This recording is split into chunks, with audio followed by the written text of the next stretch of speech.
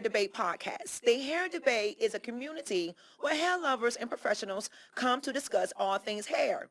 Love, we debate and debunk these conversations. I'm your host, Morello Kane, trichologist, speaker, author, and Elaine Love. Been in the game for like over 20 years. I truly feel like I know I'm an expert. Okay, Elaine, I'm just saying. Now, guys, this is my gal. Can I say that? Yes.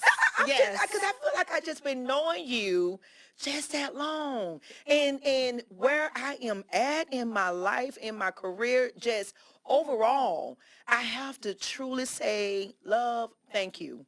Because it started. Those were the steps. So okay, I'm going on because I just know her like that. But guys, this is Elaine Truesdale. And Elaine, because see, back then you was ANHC Pro. I still am. Okay. It's the Association of Natural Hair Professionals. Okay, so love.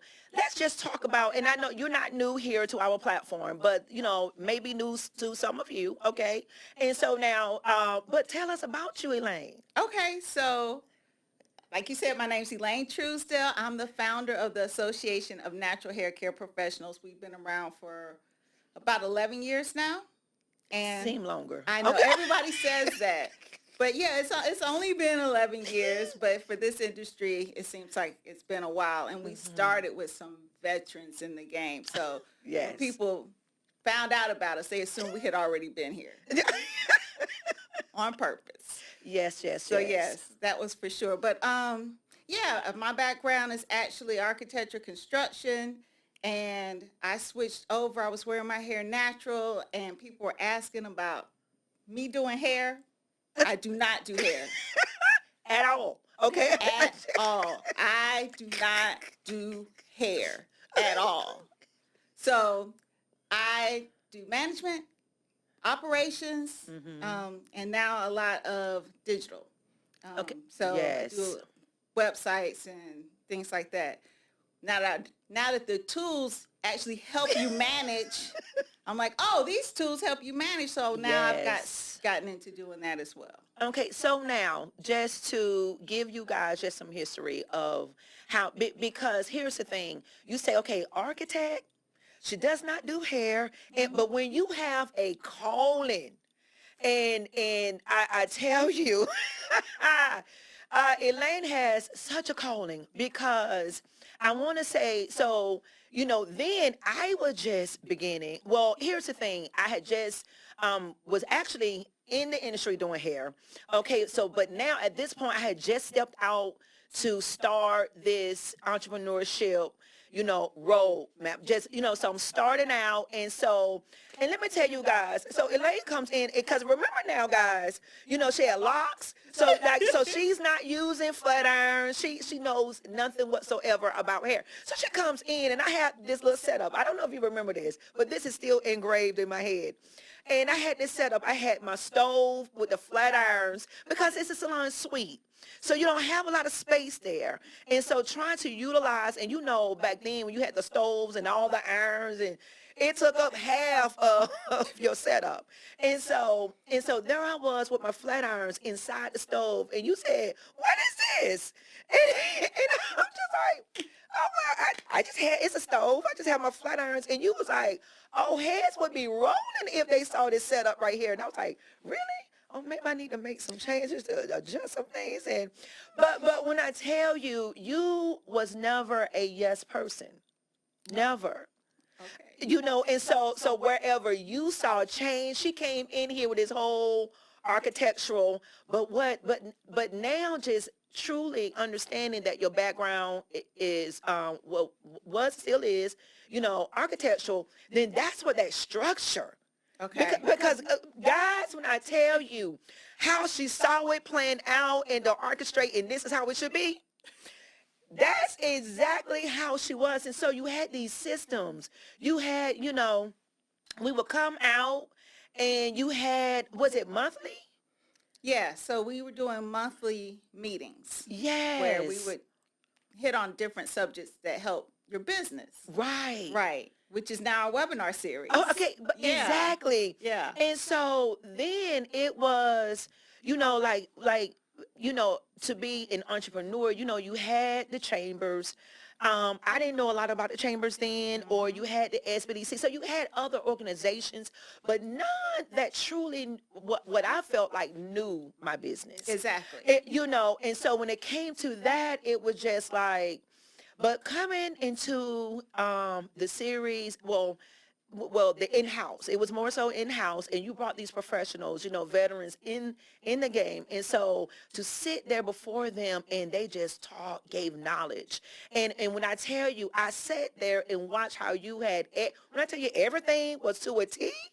I mean, like, she had it laid out. Everything was to a T. We had a program, the timestamp, everything was together. And so we would get there and she was like, okay, tell us who you are. And we sitting there looking around like, oh, we got, come on.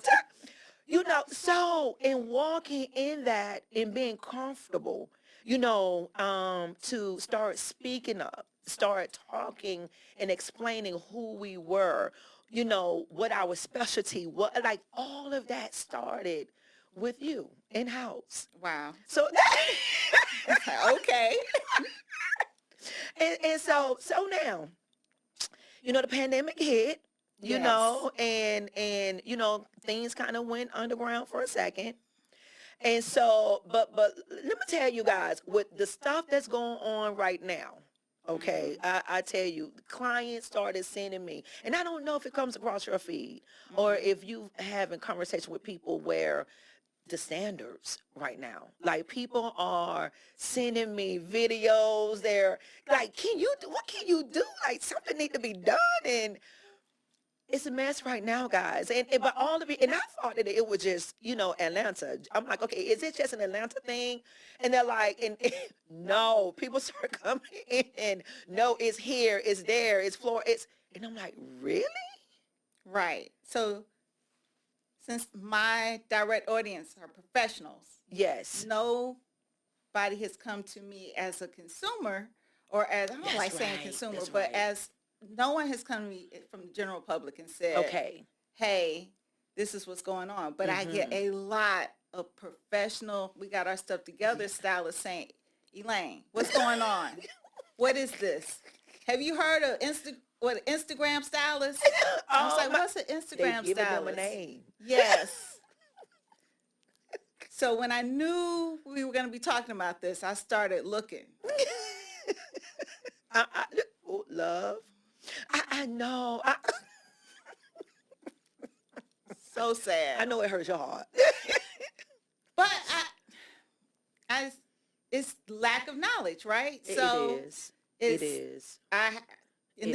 This is when I got in the industry, like you said, I'd see things from an outside perspective and say, okay, this is ways that it could be better as a business and better structurally or better organized. Absolutely. And I saw the reason I was able to say, hey, tell us about yourself is because I was truly interested, because I saw your talent. Yes. So you're always like, oh, she was just making us do the stuff. But I saw your talent. I was like, tell us about that. Like, that's important. Like, that's important information. And I think people now professionals are in silos. Yes. No one's talking to them about the business side. They have this great talent, right? So they can do hair. They can make hair beautiful. First, I say they can make hair beautiful because sometimes they don't know some of the other parts of doing hair. Absolutely. So they can make it beautiful, but they don't know how to keep it healthy, how to tell the client how to maintain it so that when the client comes back, it's not destroyed. So, I mean, there's lots of things, but that just comes from people reaching out and saying, hey, I used to walk up and down in different areas where they had shops. Right. And I just go shop to shop to shop and say, hey, we started this organization, and it just offering knowledge, because I think that's a huge part of it is just not knowing. And we get so defensive and accepting Absolutely. that this is how it is. So now we're accepting that this is how it is, and we're Right. mad about it. Right. Well, now, guys, okay, so that brings us to our topic because again, I was just like, the perfect person to have in here for us to talk about. So now, how do you operate a business with no standards? Because typically that will lead your business to a dead end business closing, no clients. And so going, back to what you were stating, it's lack of knowledge, them not knowing. They have the skill level, the skill set is there. They have the foundation. They have the foundation. But okay, so now let me ask you this. So what has failed them in the process of this? Is it the education? Is it the schools? So again, I jumped online, looked up Instagram stylists, right? Okay. And the ones I saw, there were many that weren't licensed. Oh, exactly. So that's not a school failure. Okay. It's a failure to go to school. Absolutely. Okay. But there's reasons for people they don't go to school, but in a profession, you should, Mental note. I'm gonna come back to that. Okay. But in a profession and being the Association of Natural Hair Care Providers, because we have a battle with licensing. So it's because different states don't even require licenses for different natural hair services. Wow. Which is, I'm okay with that. That's a government thing, right? Right, and But it is. Get certified, get Right. a class, get trained, get Yes. mentored. Yes. So I'm not saying give your money to the government per se, but you do need to go through a system Yes. through people who have knowledge that you don't have. That's and right. get that. And at the end of that, there should be some sort of certification licensing that comes with that so that people know that that's what it is. Otherwise, how does the consumer know the difference between someone who woke up and decided they were That's doing hair right. today That's right. or someone who actually this is something that they do and they are professional? Exactly. Wow. But okay, so now with that being said, then because it was a time, when you operate your business, all of your credentials has to be up. So now being in a smaller, because again, a lot of them, operate in salon suites. So it's easier then to hide that in or not show that. But Do they let you not show that in your salon suite?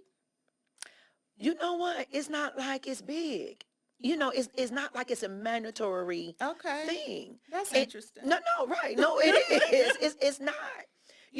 And so there is no one that pretty much, now state board, they do come about and they come around and they ask, but again, there's no one in management to say at these facilities, okay, this need to be positioned here or there or Oh, at yeah, least they visible. can't tell you that. Yes, And, that's and these, true. and so, but now, like you said, that's a problem. And so, but here's the thing, to me, it's cultural. It's us. I It's, never accept that. oh, so you don't Never. see, okay. So how do you see it? It's You, it's people. I see okay, the okay, problem. I don't okay. see the people. Okay, I see the problem. okay. So whoever it is, when you go Yes. someplace to get your hair done, or you Mhm. go someplace to do something that you want a professional service, especially in an industry that actually has licensing, Right. did you ask to see the license? I don't I- care if they put when I go to a restaurant, Okay. I go find that little score. All right. Right? I go find it. Sometimes they try to hide it behind something. Sometimes it's not there. That Like, is this place supposed to be open? No, that part. So, I'm just saying. so when you go somewhere, yes, they could not have it, or yes, Okay. they could not put it up. But as consumers, we have to advocate for ourselves. Yes. We have to look for absolutely. that. Absolutely. Otherwise, why are we knocking their hustle? If we're like, oh yeah, we're just gonna come in and give you your money and we're not checking for anything. Right. So you just gave them an opportunity and they took it. No, and exactly. But now, but okay. So, but when I say She that, said, us, but but you because told me I don't go the normal way. and you don't, and I need to start checking that more because you like I would go and find. I do look for it, but if I don't see it, and I'm just like okay. But if I see it, I'm like okay, what But is if that? you don't see it, it's That's a right. reason. Right. That's right. I will go in the cleanest place and can't find it and be like, oh no, I'm good. Y'all too clean. Y'all hid this on But no, purpose. yeah, well, right, right. You are absolutely correct. You know, I just, but when I say culturally, because again, you don't see, we're on social media and everybody is on social media, but it's just cultural. Okay, because you're gonna keep hitting on this Well, cultural well, thing. Let me ask you this: okay, okay. are you looking at other cultures in Instagram? Because your Instagram is your Instagram That is true. It pulls the information where that you looking I'm for. researching exactly, exactly. I But don't that know is what's true. going on, so I'm not gonna say it's cultural. Okay. Just like you thought at first, it might be Atlanta, right? No, I We did. did. I did. Because I you did. only know Atlanta. I Then you're did, and like, I was oh, only wait a hearing minute. right, Right. right, So exactly. just because your mom and them doing it, don't mean they mom and them ain't doing it too. Okay, okay. Well, I will have to So find out. yeah. I will have to And find out. I actually don't care. Okay, okay. Either it's right So or it's wrong. no, and that is correct. That's It's just correct. But me. see, I feel some type of way though, Elaine. I do when again the negativity that's just shown is on us in or individuals that look like us. Let me just say that. Okay. Now, because again, um, now here's the thing. Because now for me, hair is hair. So it's not that I just educate, and I did have to make that clear. I don't just educate on black hair. There is no such thing as hair textures. Hair is hair. In school, we're educated that hair is hair.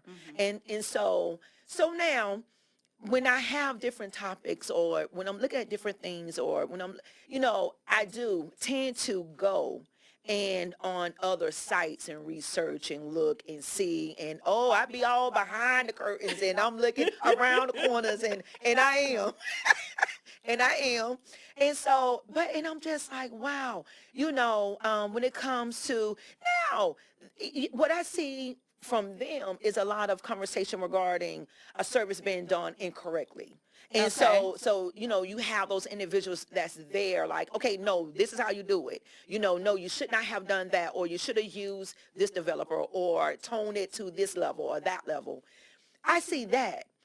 But not, I don't see anything from, well, I paid my money and the person ghosts me. They're gone. They're not showing up. They've stolen, and I'm just like, oh my God. So culturally, since Okay. you just want to land on this Oh, culturally, please.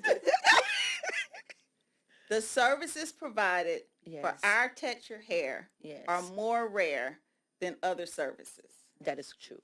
If you're looking That is true. for a braider, if you're Yes. looking for a loctician, if you're looking, especially outside of metro places like Atlanta, right? Metropolitan Right. places like Atlanta. So you're looking for those services. You, as a consumer, will accept going to someone's house or accept going to some place because that was That's the only. Absolutely. And then I go back to what I said before. Once you get put in a position where you're accepting something, that means that the business person is a position where they can give you anything. That is correct. You are absolutely correct. And you said something else that also had my mind kind of going. And then, Elaine, and like you said, these are not services that they can just go and get from everywhere. So now, the importance of communication. Because as you say that, it's like, okay, you may have, been working with someone, was servicing you, and she may have just made you upset, just something very petty, where effective communication could have fixed the issue and you're not running. You've established a relationship, a trust factor there, and you're not running into these issues. Do you think that could possibly be why, there are, because like you said, these individuals are not licensed. So a lot of Some these, aren't, you yeah. know, individuals are just popping up all over the place. But now you're, succumbing to all of these, more than one individual doing this because you're running from professional to professional. So so I'm gonna make sure I understand your question. So we're Yes. talking about being upfront with your stylist so your stylist can make a correction and you can continue going to the stylist that knows your hair and knows you instead Absolutely. of not saying something and going to You're the next running. stylist. Right. Effective communication. I believe Okay. that it's the stylist's responsibility It is. to listen to what the customer is saying, try to provide what the customer asked for or explain why you cannot, because sometimes Right. we ask for stuff we can't get, That's right. right? That's right. And to do their best to communicate with the customer afterwards to understand whether if they provided a satisfactory service or not. That's right. A lot of times it's on your face. You may Right. not say, I don't like this hairstyle, but if you did someone's hair and they Mhm. still, That part. you need to inquire, what can That's right. what You're right. can I do? Because you seem a little uncomfortable, like with what you're leaving with. That's right. You don't want you, or you see them redo their hair in the car. Okay.